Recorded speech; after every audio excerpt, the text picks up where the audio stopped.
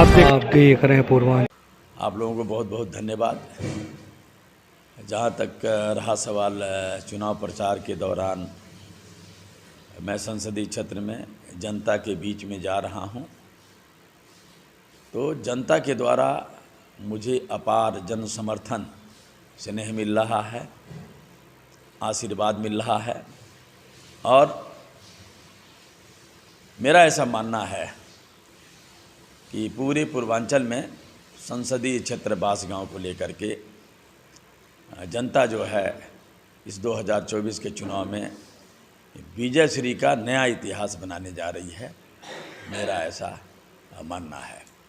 मैं सम्मानित संसदीय क्षेत्र बांसगांव की जनता को भरोसा दिलाना चाहता हूं कि 15 सालों में जो वर्तमान सांसद को आप लोगों ने देखा, जिन्होंने 3 बार से मुझे हराया, इससे पहले इनकी माता जी को भी 5 साल आप लोगों ने देखा था। 15 साल के इनके कार्यकाल में गोरखपुर से बनारस तक राष्ट्रीय राजमार्ग की क्या हालत है, जितने राष्ट्रीय राजमार्ग पे ओवरब्रिज बनाए गए हैं, अंडरपास जो दिए गए हैं, जहां होना चाहिए वहां नहीं दिया गया, जहां नहीं होना चाहिए वहां दिया गया है। राष्ट्रीय राजमार्ग के किनारे के सर्विस मार्ग की बहुत बुरी हालत है, चलने लायक नहीं है। यही स्थिति राम जानकी मार्ग की, सिकरीगंज से लगायत उरुआ, उरुआ से लगायत गोला, गोला से लगायत पटना पौहरिया, बरहज और पैना मैल तक बहुत बुरा हालत है। यही स्थिति गोरखपुर से लेकर के सहजनवा तक जो राष्ट्रीय राजमार्ग लखनऊ है, जो राष्ट्रीय राजमार्ग लखनऊ में गोरखपुर से लगाए सहजनवा के बीच में सर्विस रेल की हालत बहुत बुरी है। आपके सामने है कि कांग्रेस पार्टी की सरकार ने धुरियापार में शुगर मिल स्थापित किया था। आज भी कुछ उसके कर्मचारी बैठ करके तनख्वाह ले रहे हैं। मिल तैयार होने के बाद मात्र 1 सत्र ही पेराई उसमें हुई थी, उसके बाद जो है उसमें राजनीति की पेराई होने लगी। और जो वर्तमान समय में भारतीय जनता पार्टी की सरकार चल रही है, ये शुगर मिल धुरियापार इन लोगों की भेंट चढ़ गया। ये जो गोला में जो सरजू नदी पे जो पिलर खड़े होकर के जो पुल जो है अभी तक जो है निर्माणाधीन कार्य पूरा नहीं हुआ, अप्रोच नहीं पूरा हुआ, पुल पे स्लेब नहीं पड़े, जिसको लेकर के पूरे दक्षिणांचल के आवागमन को ध्यान में रख करके कि गोरखपुर से गाजीपुर की जो दूरी कम हो जाए, 10 सालों से अधूरा पुल पूरे पूर्वांचल को और ये जितने भी क्षेत्र के जनप्रतिनिधि हैं, सांसद हैं, उन लोगों को आईना दिखाता है अपने हालात पर। आपके माध्यम से मैं भरोसा दिलाना चाहता हूँ, ये जितनी भी क्षेत्रीय समस्याएं हैं,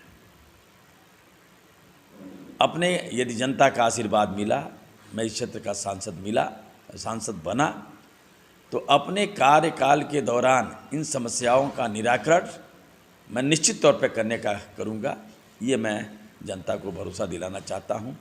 जनता को भरोसा इस बात का भी दिलाना चाहता हूँ, जीत करके सांसद होकर के मैं इस देश की पार्लियामेंट में गया तो लोकसभा क्षेत्र बांसगांव की आपकी उचित और जेन्युइन मैं संसद में आवाज़ बनने का काम करूंगा, और साथ ही साथ पूरे पूर्वांचल की भी समस्याओं को लेकर के आवाज़ बनने का काम करूंगा।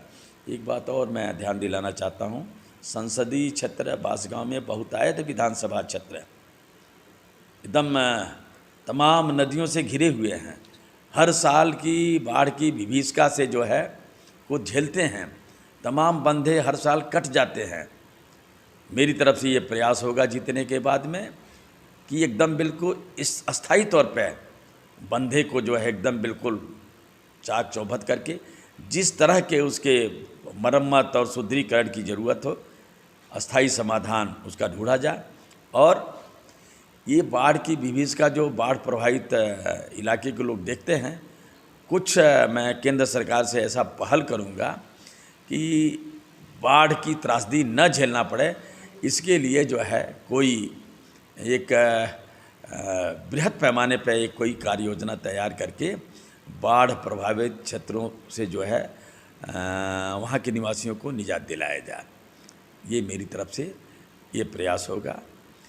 और अंत में सम्मानित जनता को भरोसा और विश्वास दिलाना चाहता हूँ, यदि चुनाव में जीता तो क्षेत्र की सम्मानित जनता का मान सम्मान और पहचान में सेंटीमीटर से भी आँच नहीं आने दूंगा।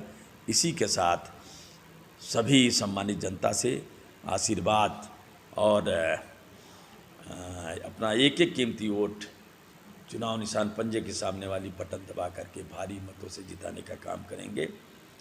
इन्हीं शब्दों के साथ मैं सबका आभार धन्यवाद देते हुए अपनी बारी को विराम देता हूँ। धन्यवाद।